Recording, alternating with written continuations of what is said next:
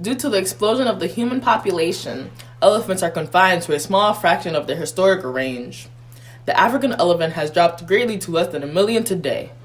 It is easy to attribute this decline due to loss of land, but the real cause is much worse. Elephant poaching. Dun dun dun. 5, 4, 3, 2. This is Karen behind the camera. This is Erin Best on my left. This is Meg on my right. And this is the Ivory Report. Good evening, everyone, and welcome to the Ivory Report. I'm Erin Best. This is Meg Bonnie. And tonight, we're reporting to you from Tanzania. Tonight, we want to discuss the elephant ivory trade. Which is illegal, by the way. Illegal. So, who cares, right? I mean, elephants. I care. All right, that's fair. Elephants are crucial to this world. They're beautiful. They're beautiful. They're cute. They're sexy. Honestly, I love elephants. Hey, do you know what you call an elephant? That doesn't matter. But they all matter. All not if they're irrelevant. All right. So, Meg, why does this elephant ivory trade matter to us? Because elephant poaching is a huge crisis worldwide, especially in Africa, where the African elephant population is greatly affected. Can you prove that? Especially in Tanzania, where the population is less than 20,000. 20,000? Well, that's quite low for an elephant population. Yeah, no shit. Wow. That's quite low for most populations. So, what do you think we should do with this issue? I don't really know. I think that we should stop poaching. I have an answer. What's your idea, Erin? I think we need to legalize the international ivory trade for African elephants. But why would we do that? Why wouldn't we? I agree with Erin. I mean, when you look at it, many of the African governments have a surplus of ivory just taking up space in some type of storage unit, some type of government facility, when ivory is extremely profitable, right? So, for example, you take that ivory and you redistribute it into the market, you tag it, you make it certifiable, you know that this ivory is okay to sell and buy. So would it only be the ivory that we have? So this is where it gets a little tricky, but don't worry, I have a plan. So you need to recognize that to do this, we need some type of international council or international body to set regulations, right?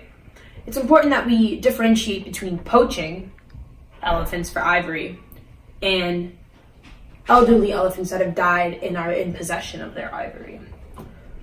So like NATO? Okay, Erin, so tell me this. How do we ensure that the policies and regulations put in place by this international council will improve African economies while also ensuring that poachers will not decimate the elephant population? Is that a GRE word? It's a good one. Well, since you've asked, we've actually come up with this pretty intricate plan. So, the government is already in possession of the ivory, as I previously mentioned.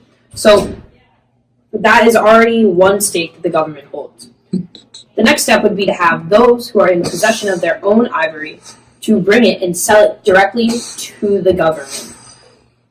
By selling it directly to the government is able to certify it so that all those elephants. Oh shit! Alright. So, individuals are going to need to sell their ivory directly to the government. When they do this, they're going to need to provide some information, such as things that you would find on a driver's license, right? Your name, your birthday, your address. The next thing they'll need to provide is how the elephant died. While this might not be the best option to encourage the truth of people, it's one of the only ways that we have found so far to curb poaching in those ways of regulations.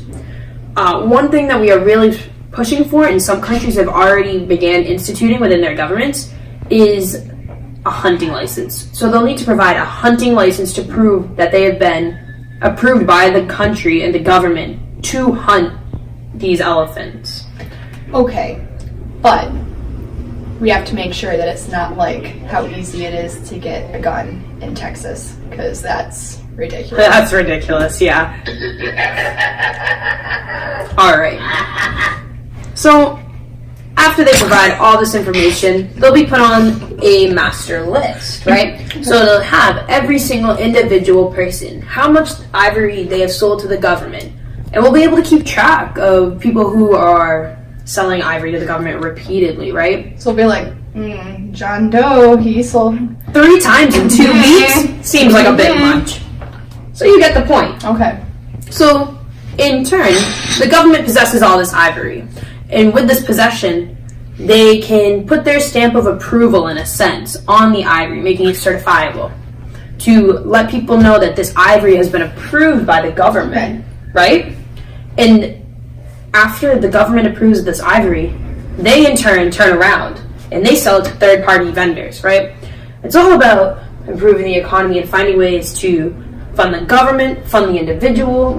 We can't change economic systems, but we can improve how we make money. Yes, sir. Yes, sir. And so now, with these certifiable tracks and things like that on the ivory becomes traceable, similar to a gun, unless you filed off the serial number. But when this ivory is certifiable and trackable, businesses can sell, like poached free, right? So when... Can you do that one more time? Businesses can sell for poached free ivory, right? So similar to when a business sells like cage-free eggs, fair trade coffee, things like that. And so while this may not be the perfect method yet, it's obviously still being worked out.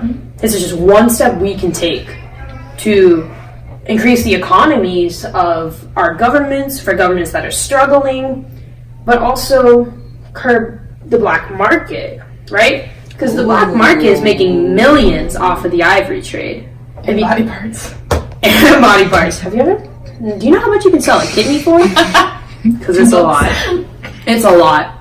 But you know, if we take away that money from the black market and we're able to fund government programs, we can fund conservation efforts, monies can be put into schools. I think it's a risk we need to be willing to take as a government, as a country. It's a smart idea. Thank you. Yeah. Megan and I came up with it. Really just me. I just want the elephants. Just want, and you do, and that's the But thing. I do understand. But we also and I need do appreciate your explanation. But we need to make sure we're taking care of the people, right? Because when it comes down to it, we care about ourselves more than we care about anything else. And so these people, Humans suck. these people who are living in villages that are being overrun by elephants, how do they fare? Meg, do it again. Humans suck. True. Like John Ralph I agree, Mellon. Thank you so much for explaining to our viewers a way that we could have a legal ivory trade. That's what I'm here for. But would you mind if you wrap it up in just a short summary so that it's kind of Understandable? dumbed down for So, some of our real quick. dumber viewers? Ivory trade. Continue on your ivory trade for dummies. Alright, let me sum up real quick for you. First off, humans are trash. And there's no way that we're going to be able to successfully curb poaching across the world. But there are ways that we, as governments, as countries, are able to take ivory that is being taken and use it for our benefits. It's not fair that the black market gets to profit millions of dollars that are illegal when we have schools that are lacking the necessary resources to educate their students. We have areas where once tourists came, but we can't conserve those areas anymore because we lack the necessary funds. And 3, one that I didn't really mention when we discussed, but our governments are being corrupted. They're being bought out. People are only doing things for the money. But by setting up this legal international ivory trade, we can attempt to curb these issues and we can change the world. we can aid ourselves, aid our friends, our neighbors, our governments. We can help make this place better and help the elephants. And who doesn't want to help the elephants? What's that one song?